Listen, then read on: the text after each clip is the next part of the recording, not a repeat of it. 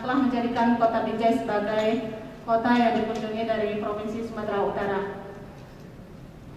Saya berharap dengan adanya pemaparan tersebut dapat menambah pengetahuan kita sebagai anggota Dharma Wanita dalam meningkatkan kualitas diri sebagaimana tujuan utama Dharma Wanita Persatuan.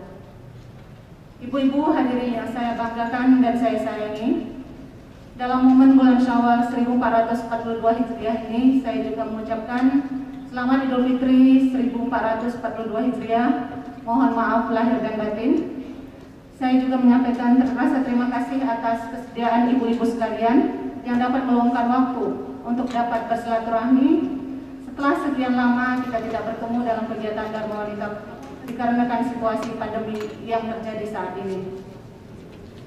Di sini juga saya memohon maaf yang sebesar-besarnya kepada Ibu Ketua Dharma Wanita Persatuan Provinsi Sumatera Utara beserta pengurus apabila dalam penerimaan kami kurang berkenan Bu, dalam tingkah laku kami yang kurang berkenan di hati Ibu semua, mohon dimaafkan ya Bu. Selanjutnya insya Allah kedepannya silaturahmi ini tetap terjaga. Insya Allah kami yang berkunjung ke Dharma Wanita Provinsi atau nanti Dharma Wanita Provinsi yang akan berkunjung lagi ke Kota Binjai dalam ilmu dan wawasan lainnya. Hadirin sekaliannya, terima kasih sambutan dari saya ini. Demikianlah sambutan dari saya ini. Semoga kita dapat mengikuti rangkaian acara ini dengan baik dan mematuhi protokol kesehatan yang ada. Memang ini merupakan program-program kami untuk datang ke daerah-daerah, melakukan kunjungan kerja guna memberi sedikit pengetahuan kepada ibu-ibu di Dharma Wanita Persatuan Kabupaten Kota se-Sumatera Utara. Dan ini merupakan kunjungan kerja pertama kami di tahun ini. Tetapi ini adalah merupakan kunjungan kami yang kedua di Kota Binjai. Mudah-mudahan nanti akan ada kunjungan berikutnya. Saya juga tidak panjang-panjang supaya kita dapat mendengarkan apa yang akan dipaparkan oleh Ibu Dr. Siti Zahara nanti yang mungkin sangat berguna bagi kita semua.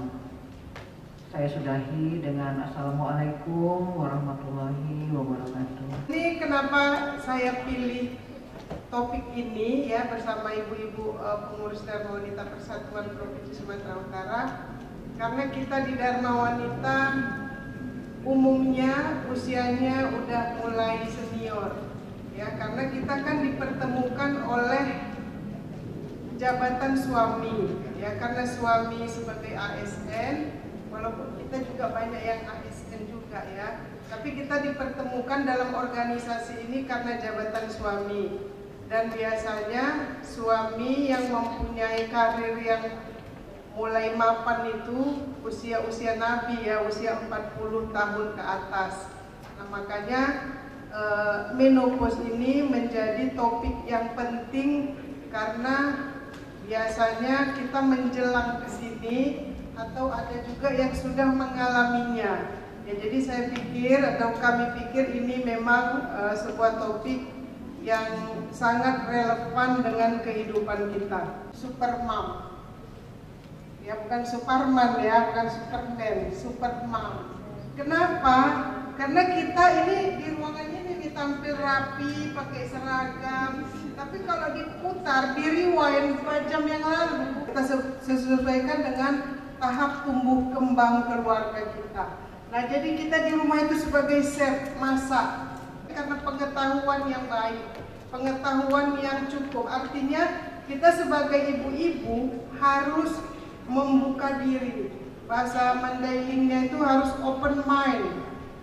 Ya, nggak boleh macam kata dalam tempuruk, nggak mau membaca, nggak mau mendengar pengetahuan, taunya yang zaman dulu aja nggak mau berubah. Ya, jadi masakan kita pun harus yang canggih. Anak saya nggak mau makan Bu kalau nggak pakai kerupuk, nggak ada masalah. Bayam bisa jadi kerupuk, goreng pakai tepung, kangkung bisa jadi kerupuk. Ya, jadi dia makan sayur bentuknya kerupuk. Ada orang-orang yang menopause-nya lebih cepat karena faktor lain, misalnya ada sakitnya ya, sakit kanker atau sakit apa di rahim, jadi Jadi dia mengalami pengobatan, makanya jadi lebih cepat menopause. Kemunduran ya, maksudnya kepadatannya juga menurun, makanya banyak lansia-lansia mengalami osteoporosis atau pengeroposan tulang kalau nggak diimbangi nanti dengan makanan yang bergizi untuk mencukupi kebutuhan.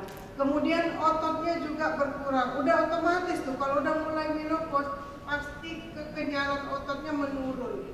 Ya, badannya jadi lembek, lama-lama makin kecil. Ya, kemudian metabolismenya juga menurun.